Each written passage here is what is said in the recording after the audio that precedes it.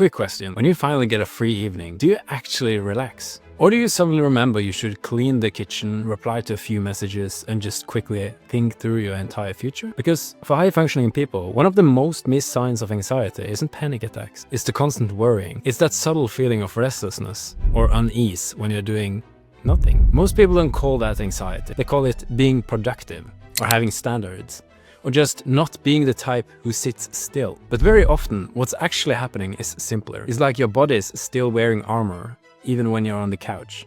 Your nervous system is stuck in protection mode. And when that's the case, stillness doesn't feel natural. It feels unsafe. In this video, I'll show you how to spot this pattern, understand why it happens, and retrain it, so rest stops feeling like a threat.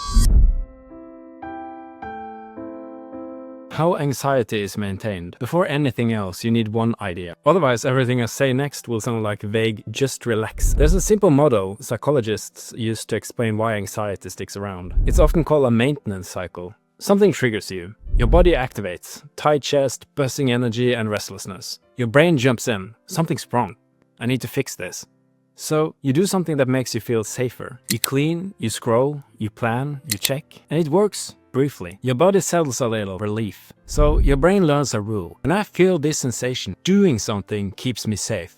And that's not weakness. That's learning. The problem is what happens long term. Every time you escape the discomfort, you never teach your nervous system that the discomfort itself is survivable. So the next time things slow down, the alarm goes off faster. More urgency, which is why this sign gets missed, because of this kind of anxiety doesn't always show up as scary thoughts. It often shows up as an urge to do something the moment things go quiet. This is where most people suddenly recognize themselves. When it comes to rest advice, there are basically two types. Type 1, the downshift people. They sit down and their body follows. A shower, a book, and their system goes, okay, we're safe. Type 2 sits down and their system does the opposite. Stillness doesn't feel calming. It feels exposed, like lowering your guard. So when type 2 hears, just relax, their body hears, stop scanning. And it says no. That's why this sign gets missed. Type 2 doesn't always look anxious. They often look high functioning. Free evening, they sit down. Within a minute, I should clean, I should plan, I should check one more thing. Rest isn't the problem. The speed and amount of rest is. Type 2 doesn't need instant calm. They need rest tolerance. And if you're carrying that quiet background tension that makes every decision feel heavier than it should, I put a 3-minute anxiety assessment in the bio. You deserve to know what's actually running in the background. It's a 5-step system. Now, let's make this practical.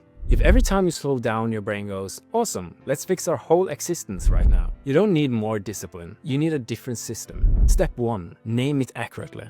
This isn't laziness or lack of ambition. It's your body reacting to slowing down as if it's a problem. That's the sign. Step 2, spot the safety behavior. Scrolling, cleaning, planning, optimizing, checking. It always sounds reasonable. It never sounds like avoidance. But if doing something is the only way you feel okay, then doing something has quietly become your safety move. Step 3, interrupt, don't eliminate. Most people hear, you need rest, and go extreme. Long meditation, total silence, fix everything at once. And their system panics. So you train tolerance instead.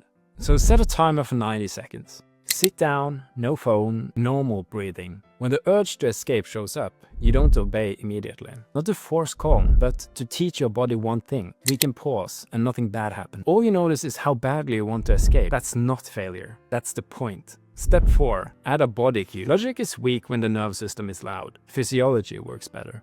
Make your exhale slightly longer than your inhale, or slow your movement. Drop your shoulders, unclench your jaw.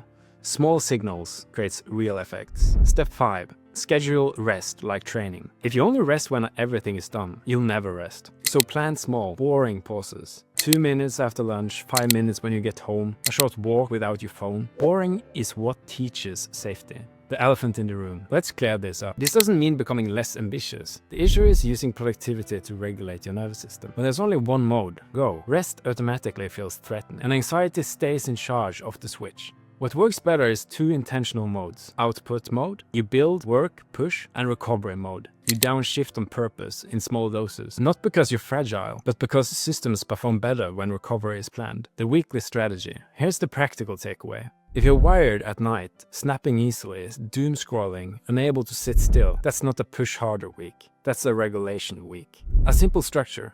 If you're new to this, 1 of every 3 days you train short pauses. High stress season, more regulation for a while. Stable season, roughly balanced. High output season, more push, but only if recovery is scheduled. Because if rest is optional, anxiety will quietly delete it. The goal isn't calm. The goal is permission, to feel okay when nothing is happening. What's your version of productive escape? Let me know below. So thanks for watching. Click on that subscribe and like button, and I'll see you in the next one.